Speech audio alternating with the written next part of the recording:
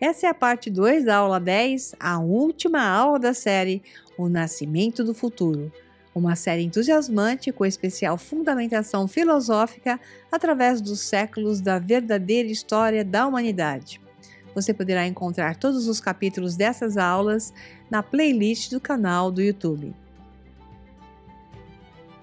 A Revolução Francesa. A Revolução Americana foi apenas um prelúdio para, talvez, o evento mais marcante da história, a Revolução Francesa. O governo francês lutou na Guerra dos 7 Anos e catapultou os americanos em uma guerra supostamente revolucionária em busca de sua independência em 1776. Coincidentemente, esse é o mesmo ano da criação da Ordem dos Illuminati da Baviera, um grupo maçônico patrocinado pelos mais poderosos banqueiros da época, articulado pela ordem jesuítica e forças ainda mais secretas que quase invisivelmente orquestraram em detalhes a Revolução Francesa através da condução do povo na direção que mais lhe interessava. A Guerra dos 7 Anos foi um conflito militar entre franceses e britânicos entre 1756 e 1763. Essa guerra envolveu também vários outros reinos europeus. Este foi um dos principais conflitos militares ocorridos no século XVIII, envolvendo vários reinos europeus, sendo que os conflitos também se estenderam para os territórios coloniais na África, Ásia e América do Norte. Portanto, como sempre, o que estava por detrás dessa guerra era a disputa de poder entre os dois principais grupos dominantes que somente se unificaram, criando a nova ordem mundial a partir do final da Primeira Guerra Mundial. Durante esse processo, o governo francês ficou severamente endividado, procurando reparar a sua situação financeira, como sempre, com pesados impostos sobre o povo da França. Isso, juntamente com os severos problemas ambientais daqueles anos, com várias colheitas ruins, levou o povo da França a se ressentir dos privilégios desfrutados pela rica aristocracia e pelo clero católico influente, enquanto muitas pessoas comuns morriam de fome. Note que esse é um padrão algorítmico na condução das massas para executar a troca de poder, para eles, os do poder dominante. Nesse exato momento, o que está sendo orquestrado segue a mesma receita, pois sempre utilizam os mesmos elementos. Basta ter coragem para abrir os olhos e ver com sabedoria para realmente enxergar. Os agentes articuladores da situação francesa articulavam ao mesmo tempo os acontecimentos na América, inspiraram o povo com a teoria das ideias iluministas de liberdade, direitos humanos e republicanismo. Desejosos de que essas promessas pudessem se tornar realidade, a Revolução começou em 1789 com a convocação dos Estados Gerais, que não eram convocados desde 1614. Essa instituição era uma assembleia representando os 3 estados da sociedade francesa: o clero, primeiro estado, a nobreza, segundo estado, e os plebeus, terceiro estado. Os Estados Gerais foram convocados pelo rei Luís XVI para resolver as crises que afligiam a França na época, mas os plebeus rapidamente perceberam a armadilha. Apesar de superarem muito os outros 2 estados, o terceiro foi consistentemente vencido em votos pelos outros 2, que geralmente concordavam um com o outro e que tinham representação igual nos Estados Gerais. Aqui vemos um sistema político projetado pela elite para nunca permitir que o povo tenha qualquer poder real. No início do século XVIII, o filósofo suíço Jean-Jacques Rousseau havia delineado ideias políticas que iriam combater esse tipo de sistema fraudado em seu livro O Contrato Social, que se tornou uma influência massiva na Revolução Francesa. Nele, Rousseau afirmou que o governo deve expressar a vontade geral de todo o povo e nunca a vontade particular de certos grupos de indivíduos. Ok, mas o problema é que o povo nunca sabe o que e como defender, pois lhe falta conhecimento e capacidade de um julgamento racional fora do condicionamento, já que é mantido submisso ao poder político, econômico e religioso. Ignorante também por escolha, é facilmente transformado no agente das ações que os poderosos desejam, jurando que é o desejo do próprio povo. A verdade é que apenas o conhecimento da verdade é que liberta o povo de seus grilhões. Assim foi que os Estados Gerais foram claramente projetados para expressar apenas as vontades particulares do clero e da nobreza, ignorando as pessoas comuns da França. Como uma promessa de combater isso, os que articulavam o Terceiro Estado decidiram formar a chamada Assembleia Nacional, convidando os outros estados a se juntarem a eles. Isso foi absolutamente contra a vontade dos que muito discretamente comandavam o rei, que tentou intervir pessoalmente durante as assembleias, visando anular a todos os seus decretos. Para garantir seu sucesso, o rei ordenou que o salão onde a assembleia se reunia fosse fechado em 20 de junho de 1789. No entanto, a assembleia simplesmente se reuniu em outro lugar, uma quadra de tênis próxima, e fez o juramento da quadra de tênis, no qual declararam que eles não se separariam até que tivessem estabelecida a Constituição da França. Isso foi equivalente a uma declaração de independência do Terceiro Estado, assim tomando o controle da França longe do rei e de sua nobreza. Os militares franceses foram trazidos a Paris em grande número, novamente convencendo o povo de que estavam sob ameaça. Para combater essa ameaça, liderado por agentes que se apresentavam como estando ao lado do povo de Paris, em 14 de julho de 1789, assaltaram a prisão da Bastilha, símbolo do poder real, retirando de lá um enorme esconderijo de armas para lutar contra os militares. Essa erupção de violência foi simbolicamente o início da Revolução, o evento que fez o rei perceber que o povo agora estava totalmente contra ele e sua nobreza. A Assembleia agora tinha todo o apoio do povo, que agora também se armava contra os militares que serviam ao rei. Em agosto de 1789, a Assembleia aboliu inteiramente o feudalismo, concedendo direitos iguais a todos os cidadãos, expondo suas ideias na Declaração dos Direitos do Homem e do Cidadão. Com o passar do tempo, o rei perdeu mais e mais poder, mas ainda tinha algum apoio. Houve muita luta política entre aqueles que se opunham ao rei e aqueles que ainda o apoiavam, mas em 1792 a França foi oficialmente declarada como uma república e a radicalização do governo revolucionário estava se intensificando. O grupo mais radical que ganhou destaque na época foram os jacobinos, liderados por Maximilien Robespierre e Louis Saint-Just. Eles estavam tão comprometidos com os ideais da Revolução e da República que insistiram que o rei estava cometendo traição contra a República simplesmente por ser o rei. Como tal, os jacobinos, que agora detinham o maior poder no governo revolucionário, executaram Luís XVI em 21 de janeiro de 1793, um evento que chocou o mundo. Depois disso, os jacobinos começaram a ver muitos movimentos contra-revolucionários se levantarem contra eles e assim deu início ao Reino do Terror em 1793, no qual qualquer um que mostrasse qualquer oposição à revolução e à causa jacobina era simplesmente enviado para a guilhotina. Os jacobinos estavam tentando revolucionar todos os aspectos da sociedade, desde o estabelecimento de um calendário inteiramente novo até a defesa de uma nova religião estatal conhecida como culto do Ser Supremo. A visão jacobina se baseou nas ideias de Rousseau e seu contrato social. Essa foi a expressão máxima da esquerda. Bem, como eu já disse aqui, nós temos um algoritmo de volta nesse momento atual.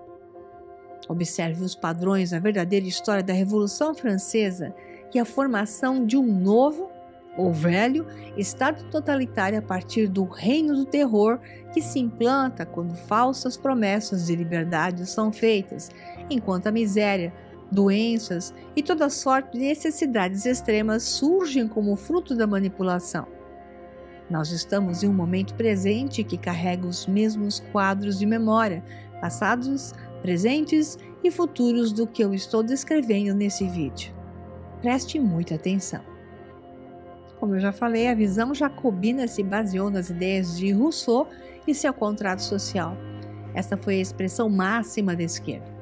Essa mesma ideia de contrato social ainda mais piorado e distorcido é o que o Fórum Econômico Mundial de Davos vem promovendo atualmente. Como eu já disse, algoritmos se repetem. E qual é a diferença? É que agora o êxito será maior, pois os implantes são mundiais e estão muito próximos a alcançarem a hegemonia.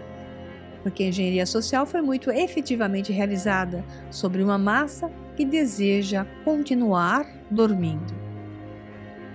Na sequência, os oponentes dos jacobinos os derrotaram, sendo então que tanto Robespierre como Saint-Just foram enviados para a guilhotina em 28 de julho de 1794. Isso deu início ao período da Revolução conhecida como Reação Termidoriana, em homenagem ao nome do mês do novo calendário, Termidor, em que os jacobinos foram derrubados. Esse foi o início do fim da Revolução, com a França caindo sob o controle de um conselho executivo conhecido como Diretório, que sem uma liderança forte, logo se tornou corrupto, como sempre. O Diretório foi então derrubado em 1799 por um golpe liderado por um certo general, Napoleão Bonaparte. No início da Revolução, o exército francês esteve envolvido em muitas campanhas militares em outras partes da Europa e Napoleão ganhou destaque em muitos desses conflitos, se revelando um brilhante líder militar, visto como o herói da Revolução. Infelizmente, depois de derrubar o Diretório, Napoleão assumiu o poder e, ao mesmo tempo que aderiu a muitos dos ideais da Revolução, acabou se tornando exatamente o que ele havia tentado derrubar quando se declarou imperador de um novo império francês, pois a ideia de que tinham os que o financiaram era novamente a de construir uma nova ordem mundial, um reino de 1000 anos, tal e qual Roma havia criado. Efetivamente, as mesmas forças opositoras estavam presentes durante o reino de Napoleão, a dos banqueiros Rothschild e a nobreza negra veneziana contra os Reinos Unidos por Roma. A troca de lado conduziu Napoleão e a França a um novo período de terror, as Guerras Napoleônicas. No século seguinte, as outras antigas potências da Europa conseguiram derrotar Napoleão e recuperar o controle da França pelas castas dos banqueiros mundiais. A Revolução Francesa foi o mais próximo que uma facção das antigas potências chegou de ser derrotada. Isso os aterrorizou e levou a uma mudança completa de tática. Os ideais teóricos, mas nunca praticados, da Revolução puderam se espalhar pelo mundo, mas de uma forma decididamente diluída, com menos poder sendo dado às monarquias ou organizações religiosas e mais poder sendo dado às pessoas e indivíduos, de certa forma, mas variando em função do local e momento histórico. Ainda assim, os antigos poderes continuaram a trabalhar nos bastidores, agora jogando um jogo de psicologia com as massas, lhes permitindo a ilusão da liberdade, enquanto na verdade continuavam a as dominar e controlar. Mas o que realmente mudou? Quase nada. Simplesmente, eles deveriam mostrar explicitamente seu domínio, por medo de outra revolução nessa escala, e por isso mesmo se dividiram, morfaram em novas apresentações organizacionais, hierárquicas, orquestradoras e maestros de grupos de manejo das massas, também segmentadas para assim funcionar. No entanto, no mundo agora, esses velhos poderes tolamente começaram a mostrar suas verdadeiras cores, seu perfil e alianças sob a bandeira do grande reset econômico e social. Portanto, chegou a hora de uma nova revolução global para os derrubar de uma vez por todas. Mas para tal, uma grande quantidade de pessoas tem que querer saber e ser capaz de facear a verdade. De que lado você está? Piedade é a prática do niilismo. Repetindo, esse instinto depressivo e contagioso atravessa os instintos que visam a preservação da vida e a valorização do seu valor. Multiplica a miséria e conserva tudo o que é miserável, sendo, portanto, um instrumento primordial para o avanço da decadência. A piedade convence os homens a nada. Nietzsche. Século XIX, Ascensão da decadência. Na França, após a Revolução, Napoleão tentou espalhar ideais revolucionários por toda a Europa, mas então, devido à troca de lado, se proclamou imperador e se tornou uma nova forma de tirania. Os antigos poderes rapidamente aproveitaram essa nova tirania e se apresentaram disfarçados de libertadores heróicos em sua guerra contra Napoleão. Eventualmente, Napoleão foi derrubado e os antigos poderes restaurados, embora visualmente aparente de forma diluída. No entanto, as antigas potências conseguiram convencer o povo de que seu governo era muito preferível ao de tiranos como ele. Então, como tudo é tricotado pelos mesmos grupos de poder, desde sempre, esse mesmo perfil surgiria mais tarde, sendo, como exemplos, Stalin e Hitler, cada qual formatado para enganar a seu modo e gerar sempre o mesmo resultado. Preciso explicar tudo de novo? Acho que não. Após esses eventos, o mundo estava começando a parecer muito mais moderno. A ciência estava progredindo e se espalhando, bem no seu caminho para substituir a religião como a influência dominante no pensamento das pessoas comuns, e a Revolução Industrial viu a difusão massiva de novas tecnologias em todo o mundo. Em épocas anteriores, tal desenvolvimento nunca teria sido permitido pela Igreja, mas agora os antigos poderes viram as vantagens da ciência e tecnologia e da maioria dos governos simulando o secularismo, embora, na verdade, o que ocultamente governa o mundo está baseado em um sistema teocrático que a cada vez mais se torna evidente. É verdade que a tal tecnologia trouxe vantagens, ao mesmo tempo que forneceu novas distrações, especialmente para as pessoas comuns, dando muito no que crer. Acredite na ciência, diz o slogan atual. O cientismo, a religião da chamada ciência, se transformou em algo patente que, somente aos olhos dos incautos, é praticamente invisível. No momento presente, estamos vivendo em 1984, em admirável mundo novo, ou seria no conto da Aya. A Revolução Industrial estava criando muita riqueza e foi impulsionada pela ciência e engenharia. Como tal, essas disciplinas cresceram.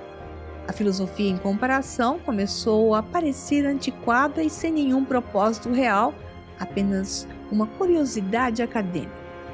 As pessoas não pareciam mais se preocuparem em compreender a verdadeira natureza de sua experiência, preferindo apenas se entregar aos pequenos prazeres da vida sem propósito.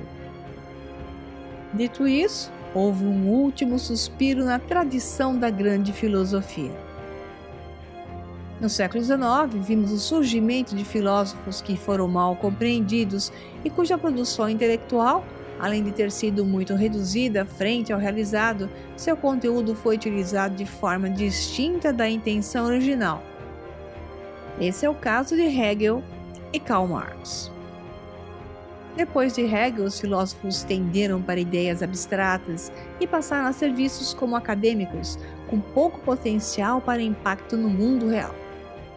Dito isso, houve sim um filósofo subsequente inspirado por Hegel, que gerou um grande impacto nos acontecimentos mundiais. Esse era Karl Marx. Infelizmente, Marx parecia não ter uma compreensão completa da filosofia de Hegel, e obviamente seu papel nem era o de ser um verdadeiro filósofo, e sim um agente aceito como intelectual para gerar uma nova revolução. Novamente, visões e promessas de felicidade, liberdade e fraternidade, mas com uma única verdade por detrás: eliminar os resistentes, levando a lutar contra uma das faces do mesmo sistema, dos mesmos donos do poder. Dividir para conquistar é um famoso truque que funciona desde a Roma Antiga. Assim, alguém tem que fazer o papel de mocinho, enquanto os bandidos são apontados como os malvados. O povo segue essa dança de cadeiras e festival de horrores, jurando que encontraram um salvador para o mundo, quem unicamente é eficaz em criar os piores horrores. Entenda bem isso. Os agentes do sistema, os que trabalham para os centros de poder, como era o caso de Marx, entre tantos outros, nunca tiveram a intenção de ajudar e sim de criar a polarização do pensamento e de sistemas para aplicar o jogo de competição pelo domínio das massas e do mundo. Esse é um jogo que está além do poder financeiro, pois surge de níveis muito mais profundos. Ao mesmo tempo, sempre foi e ainda é fundamental manter a ilusão do povo sobre a divisão dos poderes, mesmo que já estejam unificados, como hoje é fato.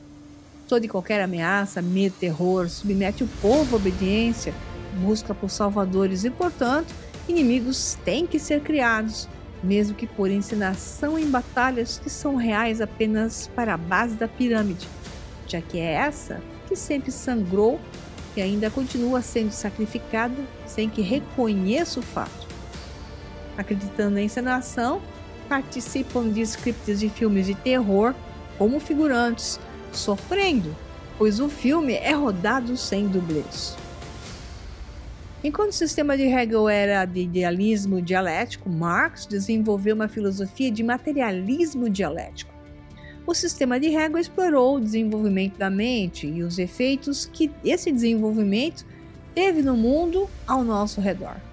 Marx, no entanto, ignorou as mentes dos indivíduos e se concentrou inteiramente no desenvolvimento da sociedade de uma perspectiva materialista, aclamada como científica.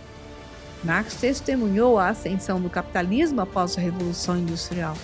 Ele viu como isso havia mostrado claramente a divisão da sociedade em classes dominantes e classes trabalhadoras travadas em uma luta contínua. Sob o capitalismo, as classes dominantes controlam os meios de produção, enquanto a classe trabalhadora habilita esses meios, vendendo seu trabalho por salários. A classe dominante, que possui os meios de produção, Marx chamou de burguesia, e a classe trabalhadora ele chamou de proletariado.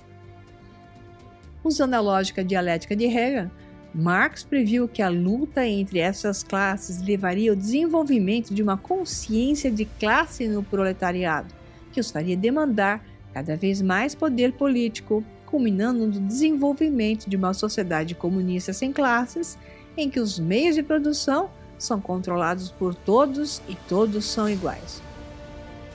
Uma utopia que não poderia se realizar, ou melhor, cujo projeto não era para ir tão longe, já que os que financiaram sua visão eram os mesmos que financiaram a oposição.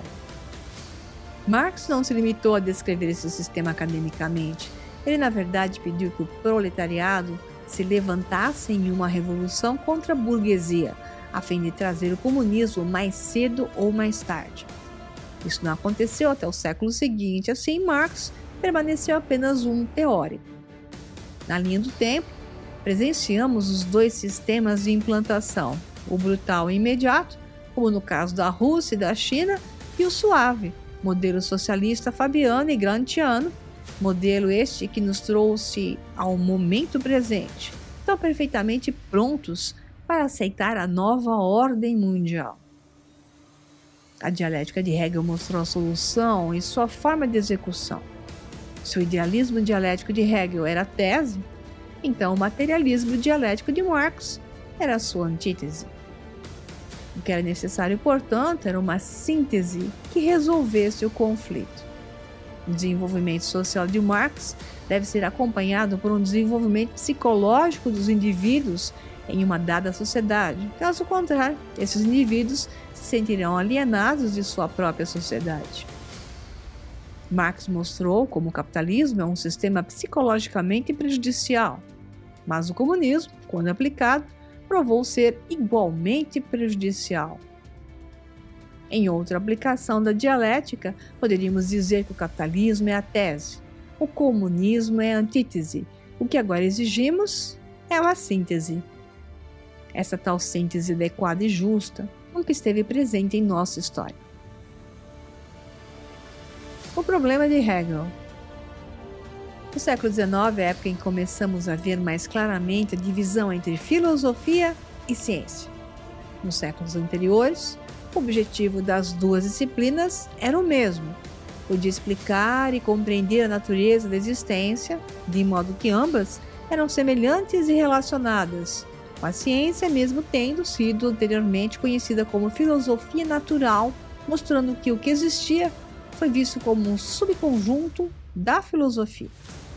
No entanto, a rivalidade de Newton e Leibniz havia criado uma cisão irreparável entre as duas disciplinas, que se tornou muito mais evidente no século XIX. A figura divisora da filosofia foi, de fato, Hegel. A filosofia de Hegel representou o ponto culminante do idealismo alemão que havia começado com Leibniz. Esse realmente chegou mais perto de explicar a realidade e começou a materializar sua filosofia da melhor maneira que pôde, com a matemática de que dispunha na época. Infelizmente, os filósofos subsequentes abandonaram esse projeto matemático em favor de uma metafísica mais complexa, enquanto a ciência fez uso da matemática, embora um tanto ilegitimamente, dado que a ciência se baseava no empirismo e a matemática ontológica é a expressão mais pura do racionalismo. Estamos falando aqui de duas matemáticas distintas, de fato. A filosofia de Hegel representou o sistema mais completo e complicado de idealismo, mas ainda não matematizado, e os filósofos subsequentes tiveram grandes problemas com ele. Como vimos, Marx reverenciou Hegel, mas o interpretou mal e desenvolveu uma versão materialista de sua filosofia que, não obstante, teria um enorme impacto no mundo real. Outros filósofos seriam menos gentis com Hegel. O problema era que a filosofia de Hegel parecia tão completa, mas era incrivelmente difícil de entender. Era como se eles pudessem dizer que Hegel havia desenvolvido um sistema completo de explicação da realidade, mas não conseguiam penetrar nas camadas da linguagem acadêmica complexa para entender. Assim, eles o rejeitaram e a filosofia nunca mais foi a mesma. Depois de Hegel, os filósofos pareciam se tornar cada vez menos interessados na explicação objetiva da realidade e cada vez mais interessados em apresentar um relato subjetivo de suas interpretações individuais de sua própria existência. Talvez isso se deva à separação das ciências ou à falta da matemática que teria proporcionado a objetividade. Nietzsche. O conceito de super-homem de Nietzsche é imensamente importante para o nosso sistema. Usando nosso sistema, pretendemos nos tornar aquela forma muito superior de humanidade sobre a qual Nietzsche escreveu. Para preparar o caminho para a ascensão dos super-homens, Nietzsche produziu obras escritas que atacaram praticamente todos os modos de pensar estabelecidos no mundo ocidental e, em particular, sua religião mais influente, o cristianismo. Nietzsche considerava o cristianismo a expressão máxima de uma moralidade de escravo, em oposição à moralidade de mestre dos antigos romanos, por exemplo. Para os romanos, o poder era bom e os indivíduos se esforçavam para se tornar melhores, para atingir níveis mais elevados de poder. Os cristãos, por outro lado, foram encorajados a ser fracos e submissos, a aceitar as leis de Cristo e até mesmo se submeter aos seus senhores terrenos, a dar a outra face e se render a César. Um efeito colateral disso é a perda da alma heróica, pois não há herói se alguma arrogância não existir. Assim, a outra forma de dominar a humanidade é a de convencer que pessoas de valor são pessoas arrogantes. E ao se retirar o ego dessa equação, encontraremos que valores e capacidades de enxergar e julgar o que é verdadeiramente o certo conduz ao super-homem. Temos falta de heróis em nossa sociedade e parte do porquê foi exemplificado aqui. Nietzsche rejeitou totalmente esse tipo de moralidade escrava e defendeu não apenas o retorno à moralidade dominante dos romanos, mas realmente rejeitar a moralidade inteiramente e ir além do bem e do mal, para reavaliar todos os valores e produzir uma nova humanidade superior. Nietzsche resumiu isso em sua famosa declaração: Deus está morto. Nietzsche matou a ideia de Deus como sendo a autoridade moral do universo. Os livros de Nietzsche são emocionantes e apaixonantes, permitindo ao leitor se identificar com o ponto de vista de Nietzsche e entender como ele chegou à sua maneira de pensar. Não há melhor antídoto para a academia árida do que ler Nietzsche. Em seu livro O Anticristo, ele fornece a crítica mais devastadora do cristianismo, revelando o terrível efeito que teve sobre a humanidade e a destruindo totalmente. É surpreendente que essa religião ainda esteja tão difundida mais de um século após a publicação desse livro, no qual Nietzsche escreve: Eu chamo o cristianismo da única grande maldição, a única grande depravação intrínseca, o único grande instinto de vingança, pelo qual nenhum meio é venenoso o suficiente, ou secreto, subterrâneo e pequeno o suficiente. Eu chamo de a única mancha imortal da raça humana. Com Nietzsche, é claro que a filosofia se tornou algo muito diferente do que era. Enquanto Descartes, Spinoza, Leibniz, Kant e Hegel eram todos construtores de sistemas, cada um deles pretendendo explicar a realidade em termos de um sistema filosófico, Nietzsche, por outro lado, era mais um destruidor de sistemas que atacou todos os sistemas existentes e foi ferozmente cortando o núcleo deles e revelando suas falhas. Como tal, a filosofia de Nietzsche é exemplar quando se trata de destruir o velho mundo, mas nem tanto quando se trata de criar um mundo, apesar de seu conceito de super-homem. Como conclusão, podemos dizer: por muito tempo, a razão lutou para se revelar à humanidade. Graças aos muitos que receberam a sua luz e trabalharam incansavelmente para traduzir essa luz de maneiras que os outros pudessem compreender, a razão então assumiu uma forma que pode ser compreendida pelas pessoas que a buscam sinceramente. As antigas potências mantiveram suas posições de poder ao longo dos séculos por várias estratégias e meios. O antigo conceito de monarcas governando as pessoas nunca foi embora e vemos isso sendo representado nos políticos despóticos que assumem cargos após serem eleitos pelo povo, mas sempre a serviço dos que lhe pagarem mais e mais.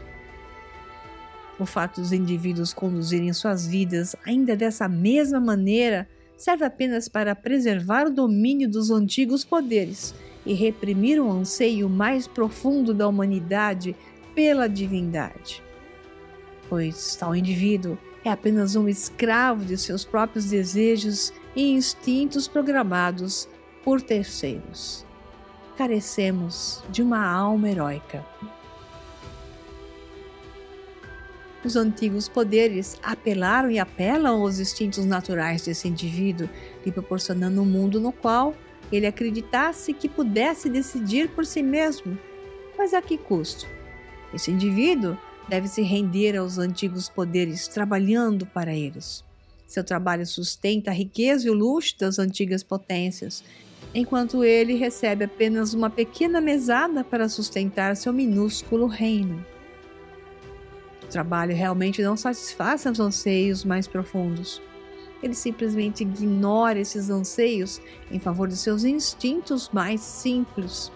Então, ele se alimenta e engorda com a comida tóxica que os antigos poderes lhe fornecem. Ele derrama em seu reino o entretenimento de lixo que lhe dão como distrações infinitas da realidade. Ele e sua família permanecem ignorantes da verdade, da realidade e do potencial divino que existe dentro de cada um deles. No entanto, todo esse sistema é simplesmente insustentável, pois a marcha da razão é imparável. Um por um, essas pessoas estão despertando para a divindade dentro deles e estão começando a reconhecer nos outros. Sim, muitos ainda estão sob o controle dos antigos poderes que os manterão como escravos, mas a prova de que o controle dos poderes caiu é que muitos de nós agora podem despertar para a realidade. Cada um desses que desperta deve unir forças e derrubar os antigos poderes. É hora do fim dos reinos e do início da grande república da razão, da qual todos os indivíduos podem se tornar deuses. Nosso sistema final nos fornece a maior arma possível contra os antigos poderes. Essa arma é a própria razão. Com a razão, cada um de nós pode compreender a verdadeira natureza da realidade. A partir desse entendimento, todos podemos concordar sobre como organizar e estruturar nosso mundo, a fim de utilizar como uma plataforma de elevação ao estado de divindade. Esse é o nosso verdadeiro potencial e propósito, afinal. Se o universo é feito de matemática, então ele se revela um universo de informação, não de matéria. A informação é processada mentalmente, não fisicamente. Portanto, o universo é fundamentalmente um universo de mente, não de matéria. Aperfeiçoar nosso mundo é processar perfeitamente essas informações, utilizar a própria razão para organizar essas informações matemáticas, resolver todas as equações da existência. A informação carrega significado. Portanto, esse é um universo com significado embutido, com propósito, e cabe a nós atingir esse propósito. Como podemos, com mentes eternas, tolerar viver como pequenos sujeitos lutando por nossos pequenos reinos, vida após vida, enquanto os antigos poderes vivem no luxo absoluto com riqueza e poder infinitos? A história ainda não acabou. O capítulo final está prestes a começar. Você vai ficar conosco? Você vai lutar em nome da razão? Você ficará ombro a ombro com os valentes cavaleiros da República, aqueles que mergulharam profundamente em território proibido, encontraram o maior dos tesouros enterrados e o aproveitaram para dar luz ao futuro? Esse é o nascimento do futuro. E agora vocês já sabem o que devem fazer. Sejam bem-vindos às novas realidades. Chegamos ao final de nossa série. Eu espero que com ela eu possa ter contribuído para o despertar de sua mente e impulso para resgatar tudo aquilo que nos foi negado, mas que nos pertence. Abraços fraternos.